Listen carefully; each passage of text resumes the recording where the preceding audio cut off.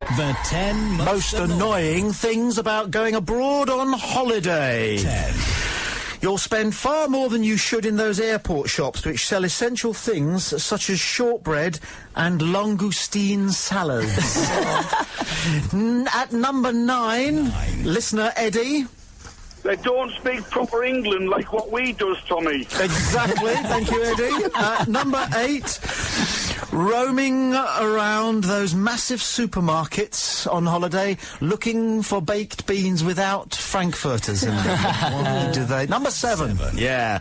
Giving in to the urge to visit those bars which serve English breakfasts. And then you have to sit through Aston Villa versus Middlesbrough. Yeah, it's not a bad thing. Is that what they mean by an English breakfast? I think Football. so. 6. Getting to the general shop too late in the morning and the only newspapers left are the Irish Times and Der Spiegel. 5. You lose or break that pair of sunglasses which you suspect make you look absolutely irresistible.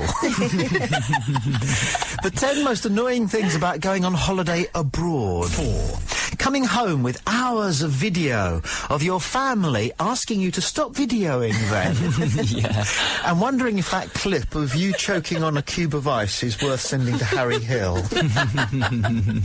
But you don't. 3. Doing a quick sum in your head lying round the pool of the total expense, lock, stock and barrel, and realising in your calculations that it takes you 2 months of sweat and pain in the office to earn enough to afford 2 weeks of sweat and pain abroad. Yeah. 2. Realising that the carbon footprint of your travel to and from the resort alone is more than the rest of your entire annual output. Because that's what planes are like. It's a ton per passenger. And the number 1 most annoying Thing about going abroad on holiday, for me, it's this. You come home, you fly over England, you see the greenery. You drive from the airport back to your home past all these lovely villages and these beautiful pubs and people playing cricket, and the football's on, and you have a proper cup of tea, and you enjoy the cool sun in the evening, and then you get into your own bed, and you wonder why the flipping heck you go away. Because you live in one of the most beautiful parts of God's earth. Good point. And you're paying money to go to some dust bowl. Why? So those are the 10 most annoying things about going... furthest I'm going away this year, gang, is my front gate.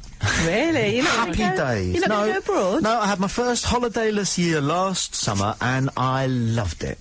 Round here you've got everything to do. The countryside could not be more beautiful. All right, I'll grant you, maybe Key Biscayne has got its pluses, and I suppose if you're rich enough to be able to afford Monte Carlo, maybe.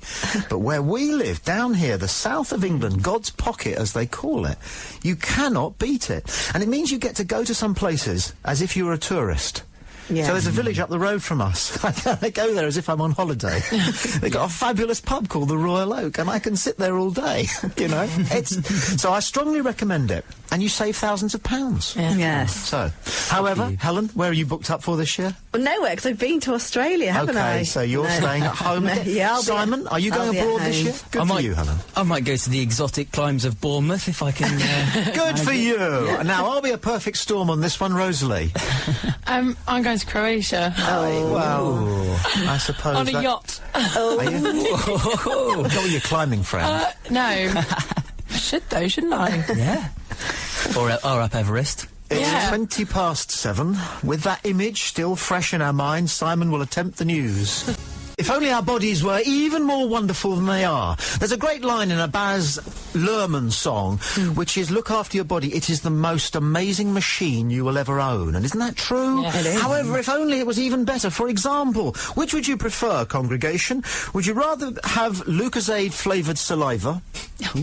Or be able to flatulate the tune when the saints go marching in? A la French La Patamain, the greatest music hall act in the history of France.